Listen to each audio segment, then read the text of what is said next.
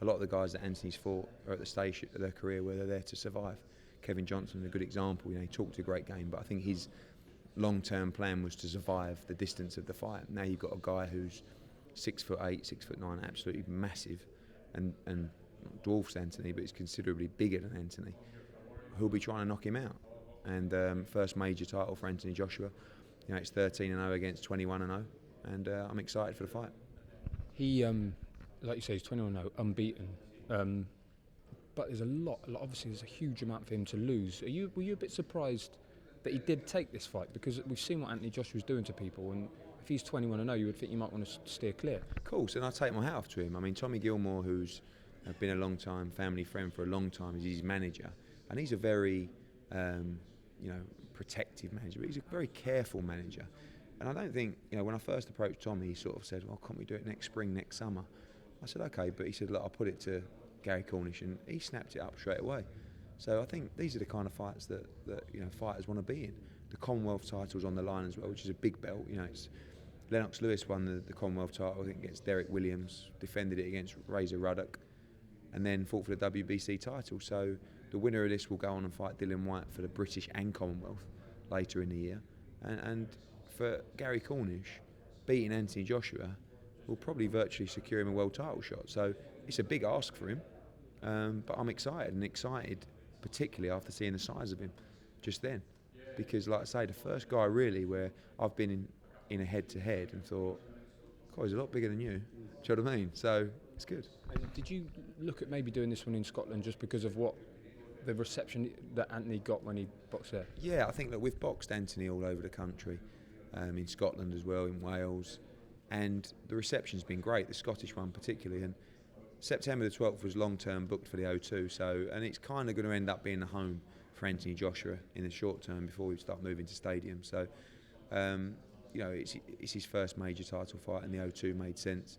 As well, we've got so many London fighters now as well who sell huge amounts of tickets. I mean, we've been on sale probably 2 hours.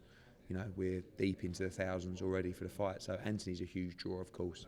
And the O2 will end up being Anthony's home. Like you say, it's all building up to the really big one against Dillian Whyte, where, well, hopefully there'll be, from Anthony's point of view, there'll be 2 belts on the line. Yeah, I mean, he's got to get past Cornish first. Dillian Whyte has been a fight that, for years and years, even during their amateur days, was inevitable, providing they were successful as professional fighters. I think over the last couple of months it's grown and grown. It'll end up being a huge fight.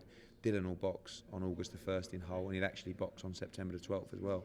So that will build nicely. But I think it's important for Anthony to focus on Gary Cornish. I know that people out there will be thinking, he should get through him, but these are big guys. Gary Cornish is 6'8", he's 18 stone, he can really punch. And one mistake and getting hit flush on the chin off these guys, and it's all over. So that's why people love to watch heavyweight boxing. The difference in this fight is you've got a guy who's big and powerful, who's going to be coming forward, who's going to be trying to knock Anthony Joshua out. And that's a different kind of challenge for Anthony, because in the past he's had to tend to go looking for it. So I think that, we've got a great roadmap for Anthony Joshua, Gary Cornish, Dillian Whyte. I now love the Erkan Tepe fight, who just knocked David Price out for the European. So many good fights. But I think probably 12 months from now is the time that Anthony Joshua, all being well, will start to challenge for world heavyweight honours. Tomorrow, Tuesday, Tyson Fury and Vladimir Klitschko meet for the first time for a while in the official press conference for their fight. I'm sure Anthony says they keep an eye on it. I'm sure you will as well, because like you say, it's not really that long the distance when we look at these two. Well, it's not, especially if Tyson wins. I mean, I think he's live in the fight. I think he's a huge underdog, and I hope he does it.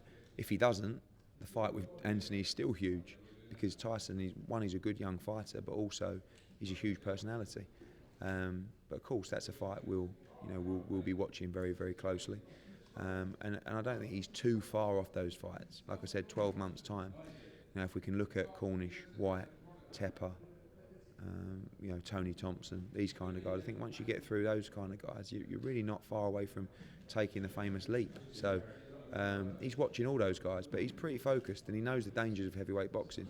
When I spoke to him about the Cornish fight, he knows this guy's 21-0. He's not just going to be turning up to take the money and go. He wants to win this fight. He's never lost as an amateur or a pro, and he's not here to do so.